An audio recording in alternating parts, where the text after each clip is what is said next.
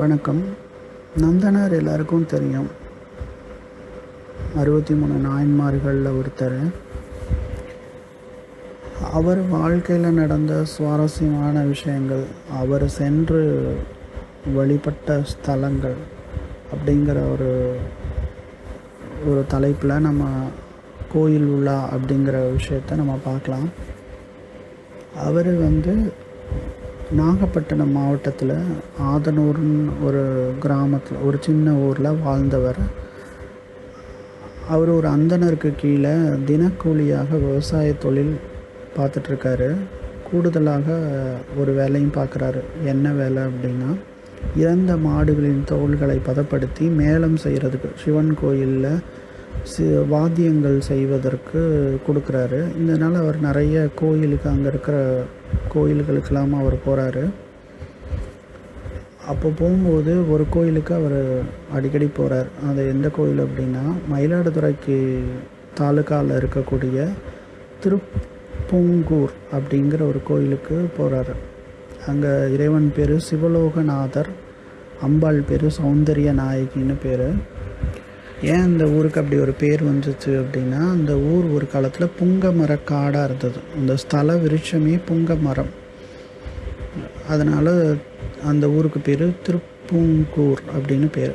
அங்கே ஒரு தடாகம் இருக்குது. நந்தி தன்னுடைய கொம்பால் தோண்டின தடாகம், குளம்.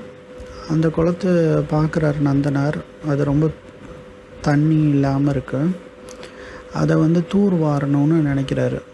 அப்போ எல்லாரையும், தன்னோட வேலை செய்கிறவங்க எல்லாரையும் கூப்பிடுறார். அவங்கெல்லாம் உதவி பண்ணலை. இலவசமாக யாரும் வருவா? அதுவும் உழவார பணிக்கு யாரும் வரமாட்டாங்க.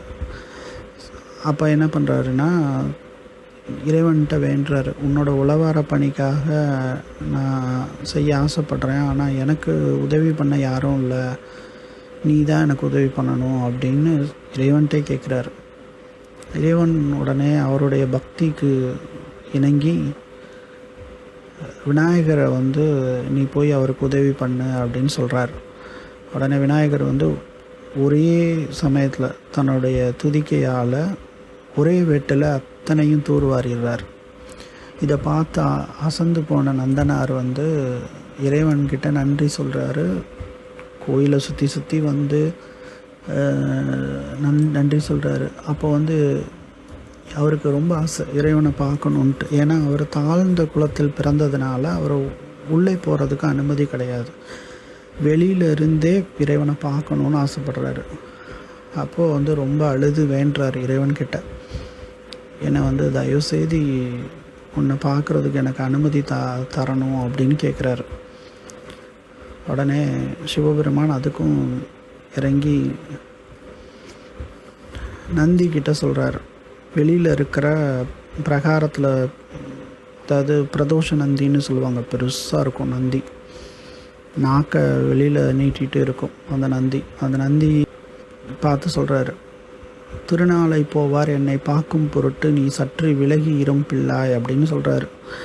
திருநாளை போவார்னு அவருக்கு ஒரு பேர் வைக்கிறார். இறைவனை பேர் வைக்கிறார். எதுக்கு அப்படின்னா, அவர் எப்பயுமே சொல்லிகிட்டே இருப்பார், நாளைக்கு நான் சிதம்பரம் போயிடுவேன், நாளைக்கு நான் சிதம்பரம் போயிடுவேன் அப்படின்னு சொல்லிகிட்டே இருப்பார். அதனால் திருநாளை போவார்னு அவருக்கு ஒரு பேர். அவர் என்னை பார்க்கும் பொருட்டு நீ கொஞ்சம் விலகி இருன்னு சொன்னோன்னா அதிசயப்பட்ட நந்தி இறைவன் ஆணையிட்டதுக்கெனங்க ஆச்சரியத்தில் தன்னுடைய நாவை உள்ளடக்கி டக்குன்னு விலகிருச்சாமா அந்த நந்தி.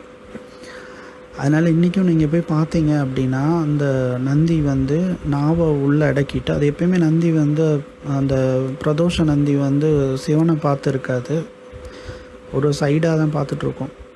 அந்த நந்தி டக்குன்னு நாக்கை உள்ளே இழுத்துக்கிட்டு விலகிருச்சு. நீங்கள் இப்பயும் போய் பார்த்தீங்க அப்படின்னா, அந்த நந்தி விலகின இடம், அதாவது அது ஒரு அமைப்பு கட்டியிருப்பாங்க இல்லையா, ஒரு பேஸ் கட்டியிருப்பாங்க, அந்த பேஸ்லேருந்து அப்படியே விலகி இருக்கும் அந்த நந்தி. நீங்கள் இப்பயும் பார்க்கலாம்.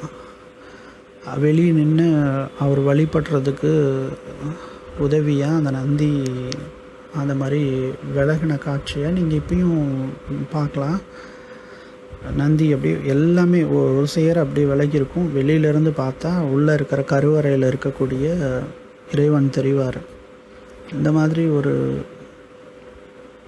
விஷயம், ஒரு அற்புதம் நடந்த இடம் அந்த கோயில் திருப்பூங்கூர். அந்த கோயில் அது வைத்தீஸ்வரன் கோயிலிருந்து 4 கிலோமீட்டர் தொலைவில் இருக்குது. அதுக்கு பேர் சிவலோகநாதர் கோயில். இந்த விஷயத்தை உங்களால் நானும் தெரிஞ்சுக்கிட்டேன். இந்த நாள் இனிய நாளாக இருக்கட்டும். நன்றி.